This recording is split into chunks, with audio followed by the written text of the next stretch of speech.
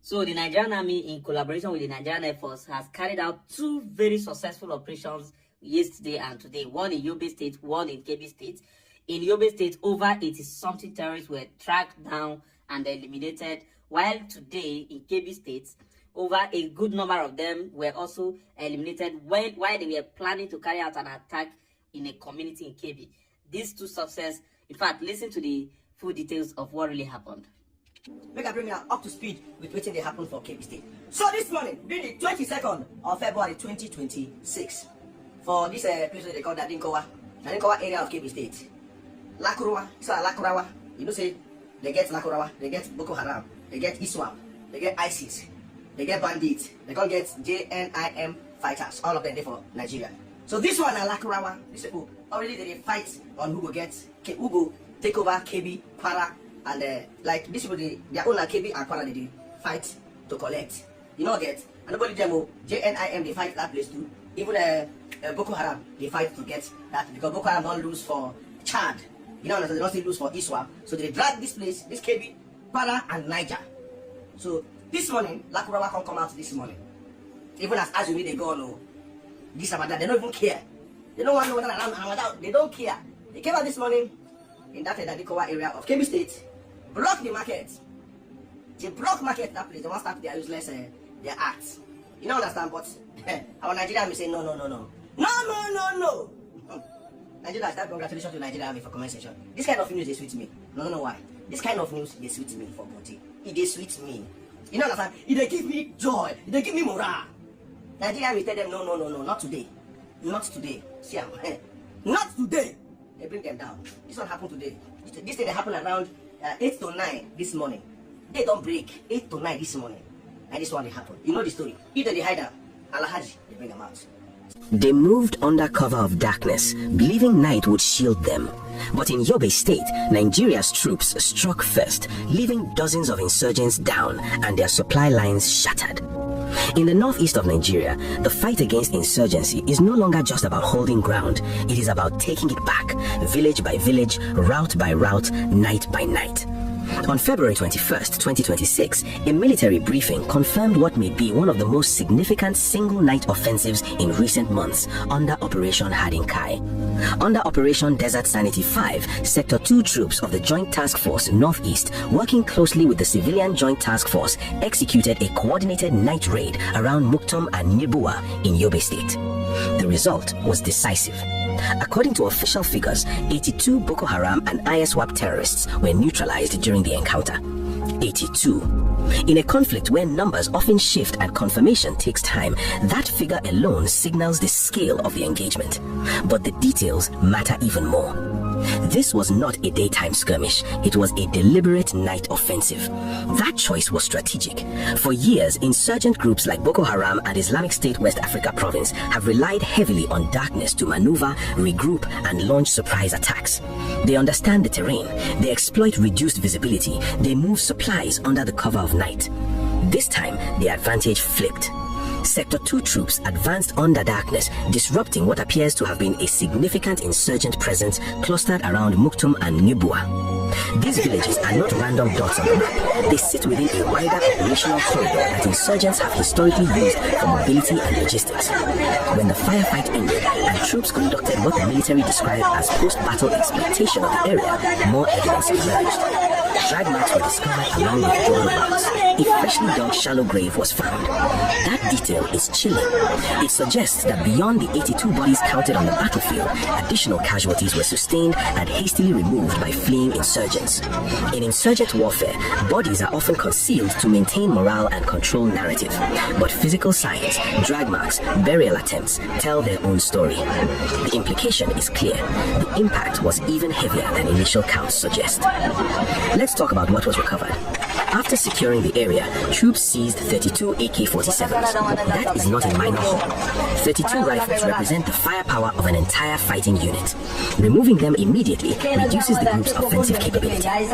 50 motorcycles were also recovered. In the northeast, motorcycles are not just transportation, they are tactical assets. They enable rapid raids, quick escapes, and coordinated swarm attacks.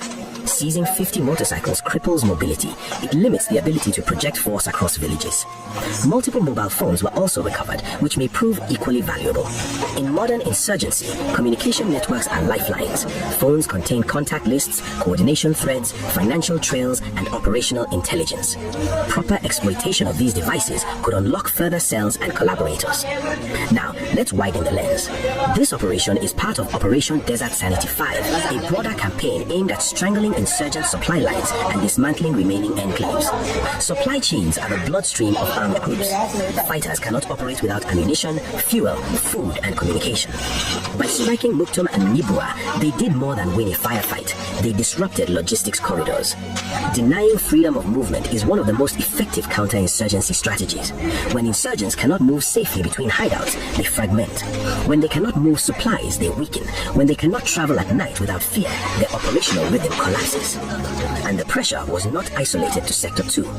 Around the same period, Sector 1 troops reportedly thwarted insurgents attempting to cross a main supply route along the Bula-Yobe-Darel-Jamel axis. Faced with resistance, the terrorists abandoned sacks of assorted logistic supplies and fled. This matters because main supply routes, MSRs, are strategic arteries. Control them and you control operational sustainability. Lose them and you lose reach. What we are witnessing is coordinated pressure across sectors. That coordination is critical. For too long, insurgent groups have relied on exploiting gaps, striking one area while regrouping in another. Simultaneous night operations reduce those gaps. They deny breathing room. We must also acknowledge the role of the Civilian Joint Task Force. The CJTF has been controversial in some discussions, but on the ground, they provide localized intelligence and terrain familiarity that formal forces may lack.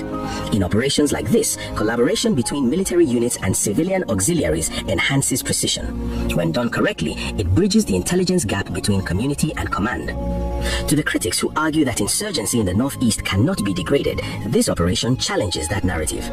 82 fighters neutralized in a single night is not symbolic, it is structural damage. However, realism is necessary.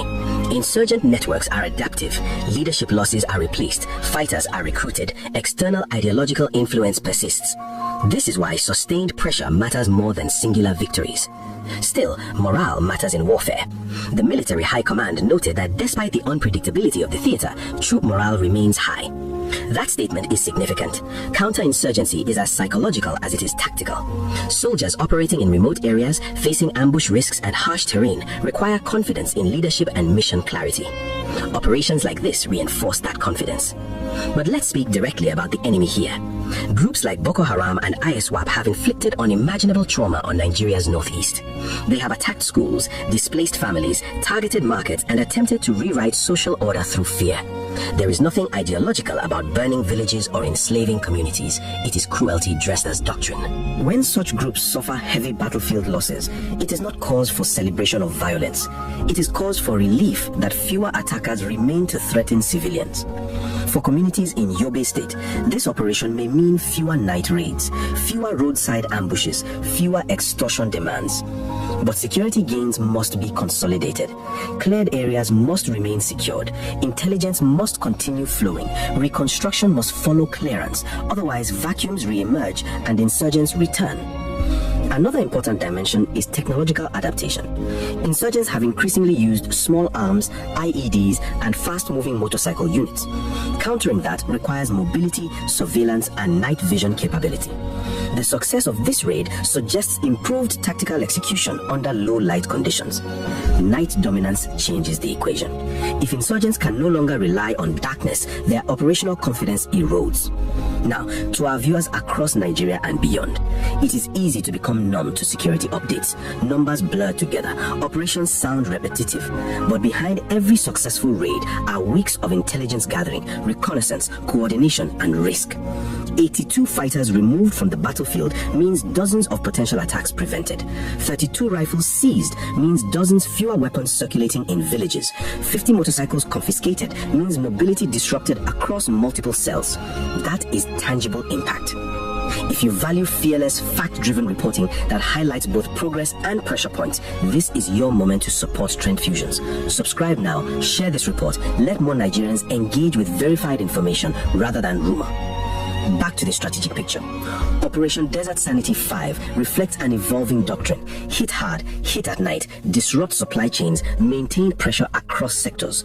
The Northeast theater remains complex. Forested areas, porous borders, and ideological entrenchment complicate long-term resolution. But sustained attrition, removing fighters, commanders, and logistics is how insurgencies are weakened over time. The discovery of drag marks and shallow graves underscores something else. Insurgents are feeling the weight of these operations. Concealing casualties is often an attempt to preserve morale and propaganda narratives, but concealment cannot reverse battlefield reality. For families who have suffered in Borno, Yobe, and Adamawa streets over the years, each successful clearance operation restores a measure of confidence. Confidence encourages displaced persons to consider returning home. Confidence encourages farmers to plant again. Confidence reopens local economies. Security success is not just military, it is social stabilization.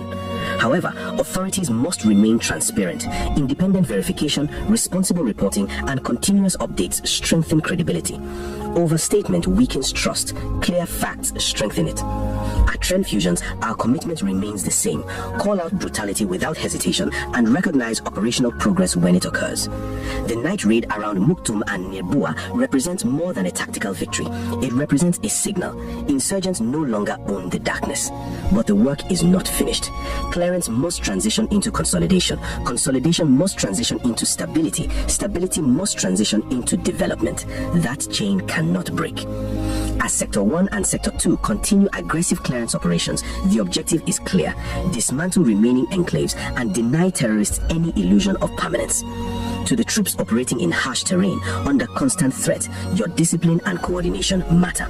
To the insurgents attempting to regroup, understand that every route is being watched, every corridor contested. And to our audience, stay informed, stay engaged, and stand firm against narratives that glorify or excuse terror.